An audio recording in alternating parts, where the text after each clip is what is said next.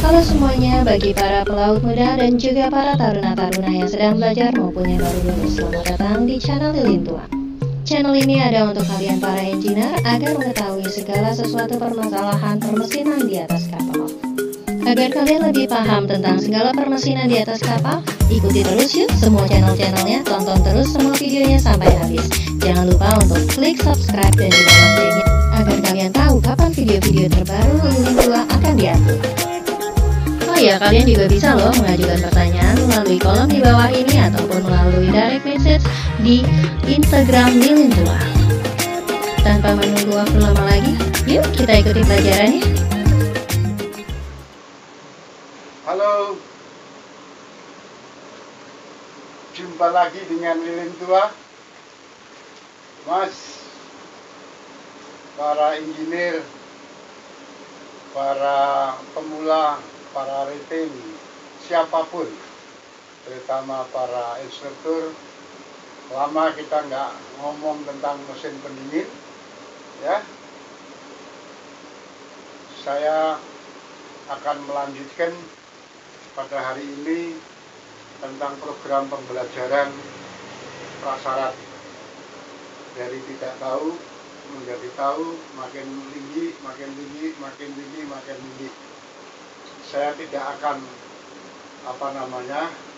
ngajarin ini sebelum yang ini, atau saya balik, Anda tidak akan bisa ngomong ini kalau belum tahu ini.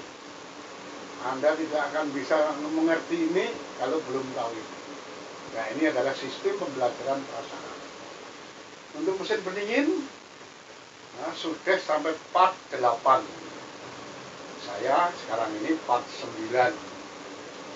Ya, saya bagaimana biasanya Pak Instruktur, para perwira mesin, terutama yang bekerja berlayar di kapal ikan, di kapal cumi. Karena kemarin saya dapat pertanyaan, Pak, kalau di kapal penangkap cumi gimana Pak? Ya, kalian ya, ini kita ngomong program pembelajaran prasyarat dan ada program lain yaitu question and answer. Ada pelajaran lain yang request, permintaan. Ini yang pelajaran pembelajaran prasyarat.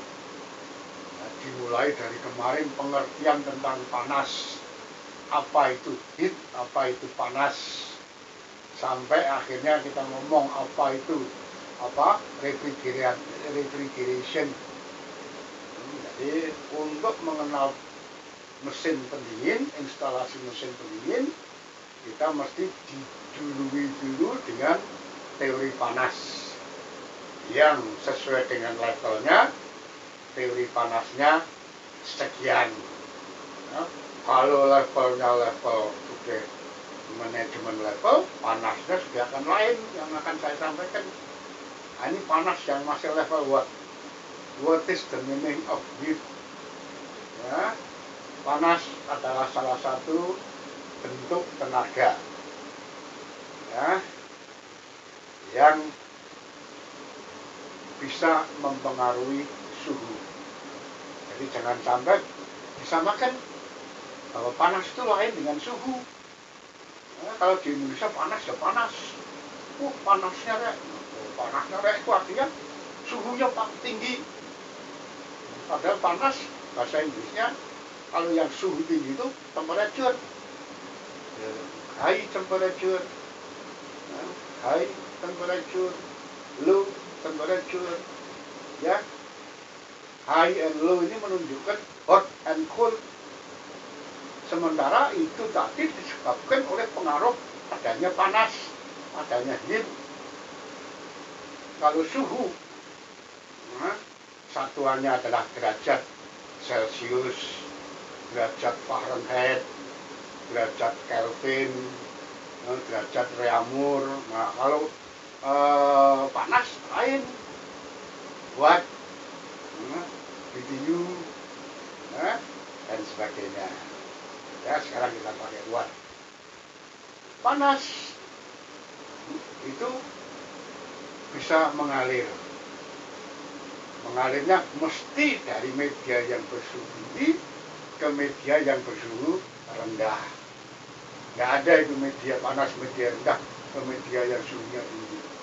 Nah, media yang bersuhu tinggi ke media bersuhu rendah dengan 3 cara. Barangkali dengan cara radiasi, barangkali dengan cara konveksi, barangkali dengan cara konduksi. Nah, kemarin sudah semua. Ini pengingatan untuk menuju ke materi part 9. Ya, part 9 itu apa? Part 9 itu nanti adalah kompresor. Ya, sebelum menuju kompresor, kamu harus melewati tahapan ini dulu. Nah, setelah tahu panas, bahwa sesuatu yang ditinggalkan panas, apakah lewat radiasi, apakah lewat konveksi, apakah lewat konduksi, sesuatu yang ditinggalkan panas ada 2 kemungkinan. Kemungkinan pertama, fisiknya tetap, bentuknya tetap, suhunya turun.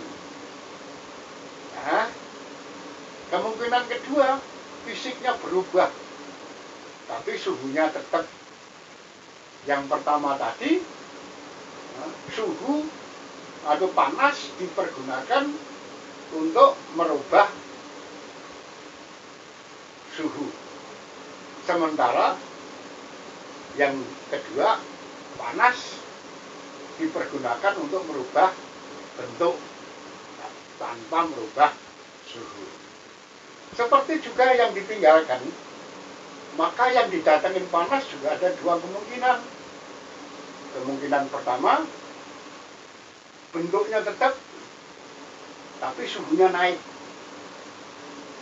Panasnya dipergunakan untuk menaikkan suhu tanpa merubah bentuk. Kemungkinan yang kedua, bentuknya tetap, suhunya yang tetap, tapi bentuknya yang berubah. Jadi panasnya dipakai untuk merubah bentuk tanpa merubah suhu. Yang atas tadi, baik yang ditinggalkan maupun yang didatengin, disebut panas sensibel, yaitu panas yang dipakai untuk merubah suhu, menurunkan atau menaikkan. Sementara yang kedua adalah panas laten, panas yang dipergunakan untuk merubah bentuk. Ya, kalau ini sudah, karena kemarin ini sudah, kita ngomong tentang prinsip mesin pendingin dulu. Ada yang didinginkan, ada alatnya, ada yang media untuk mendinginkan. Alatnya itu adalah prinsip kerja dari instalasi. Nah, ngerjain apa? Ngerjain media. Media untuk mendinginkan. Yang didinginkan siapa? Yang didinginkan ada muatan, ada akomodasi, ada provian, ya, ada ikan, dan sebagainya. Sementara yang medianya pakai apa? Medianya disebut media refrigeran. Kemarin sudah, ya, refrigeran. Refrigeran itu apa? Refrigeran itu adalah media, ya, cairan yang selain mempunyai karakteristik ini, ada satu karakteristik yang hampir bersamaan, yaitu mempunyai titik didih yang rendah sekali. Kalau air mempunyai titik didih 100 derajat Celcius pada 1 atmosfer, maka refrigeran ini tergantung dari jenisnya mempunyai titik didih yang rendah. Ada yang sudah bisa menguap pada suhu minus 29 derajat Celcius. Ada yang sudah bisa menguap pada 1 atmosfer pada suhu minus 30 derajat Celcius, minus 31 derajat Celcius, bahkan ada yang minus 100 derajat Celcius. Ya, ini adalah refrigeran. Refrigeran ini kemarin juga sudah kita singgung, kita bahas pada bab-bab sebelumnya. Coba dibuka playlistmu tonton kembali, nggak tahu nanya. Ya. Kemudian pada program question and answer juga ada pertanyaan apa itu second refrigerant. Ngomong refrigerant, kita ketemu ada refrigerant kedua. Kaitannya dengan refrigerant keduanya apa? Nanti setelah kita ngomong tentang 4 proses pokok, kenapa kita kok bisa dingin kalau di kamar AC? Karena panas kita diambil. Siapa yang ambil? Ada 2 jawaban. 1, panas saya diambil karena panas mengalir dari suhu yang tinggi ke suhu yang rendah. Suhu kamar AC rendah. Nah, sekarang pertanyaannya, kenapa suhu kamar AC kok rendah? Kamar AC rendah karena panasnya diambil oleh suatu proses. Proses apa? Proses penguapan. Sebab nanti kalau di refrigerasi ini ada 2 proses yang harus dicermati, harus dipahami, yaitu proses evaporasi dan proses kondensasi. Pada evaporasi berarti merubah bentuk cairan menjadi gas, menguap. Untuk menguap butuh panas. Panas inilah yang diambil dari kami, dari ruangan, dari daging, dari ikan, dari sayur, dan sebagainya. Sementara di kondensasi, terjadinya di kondensor, ini panasnya dibuang. Sehingga kalau kamu duduk di depan kondensor hangat, karena dikasih panas yang diambil. Bedanya blower sama mesin pendingin, kalau blower memindahkan angin, udara, tapi kalau mesin pendingin memindahkan panas. Ya, jadi kita mengenal evaporator, tempat penguapan. Nah, evaporator yang ditempatkan di tempat yang didinginkan, tempat dia menguap minta panas yang didinginkan, itu disebut pendinginan langsung. Jadi evaporatornya bekerja pada ruangan yang didinginkan. Ini adalah direct cooling system.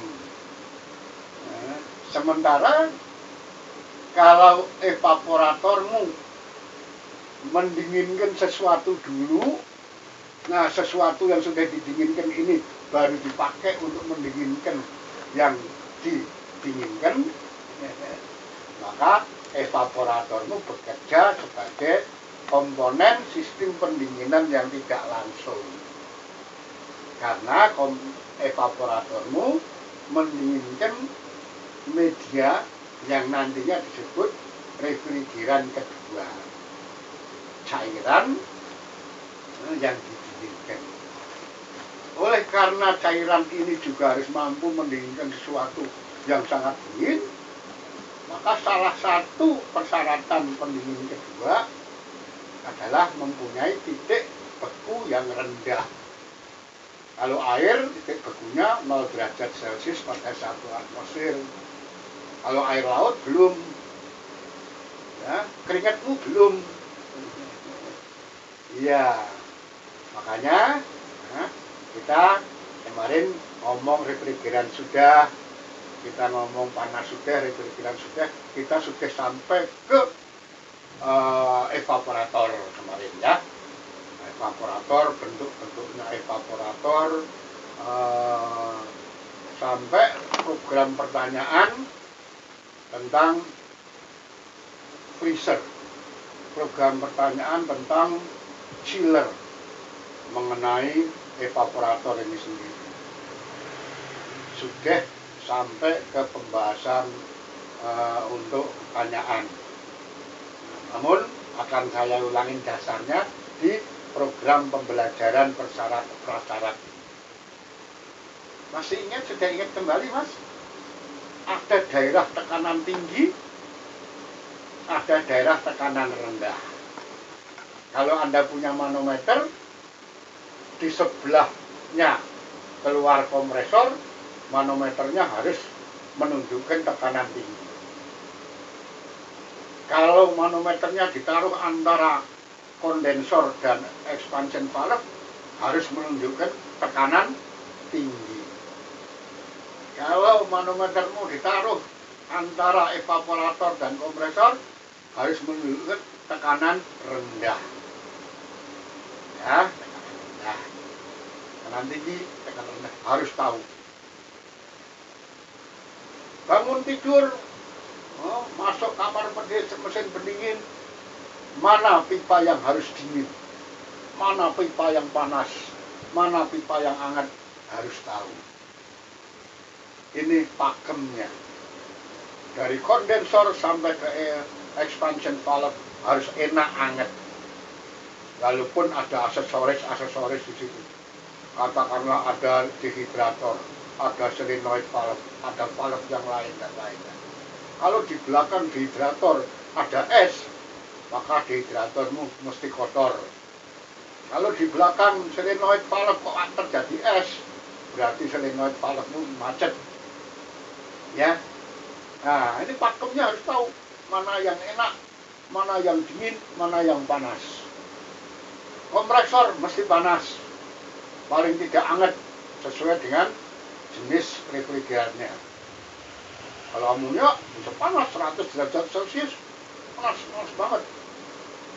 Nah, makanya kalau ketemu masinis, kok pegang kompresor es dasnya, silinder headnya dingin, apalagi jadi es mantuk-mantuk, jadi dia harus ulang lagi. Ya, iya. Ini pengingatan kembali untuk menuju ke kompresor. Jadi kompresor ini adalah the second component of refrigeration system. First is evaporation, ya. Kemudian second is compression, the third is condensation, and the fourth is expansion. As the compression, we use the equipment that called compressor. Ya. Kompresor S. Ada satu ciri khas antara yang harus dimiliki oleh kompresor. Apakah itu kompresor udara, apakah itu kompresor es. Bahwa dia hanya mau bekerja atau mau mempekerjakan yang masuk harus berbentuk gas. Tidak mau dia menerima masukan cairan. Even uap jenuh nggak mau. Apalagi cairan, nanti merusak klepmu. Oleh karena itu nanti sebelum masuk ke kompresor ada satu alat penyensor, pengontrol, pengendali. Jangan sampai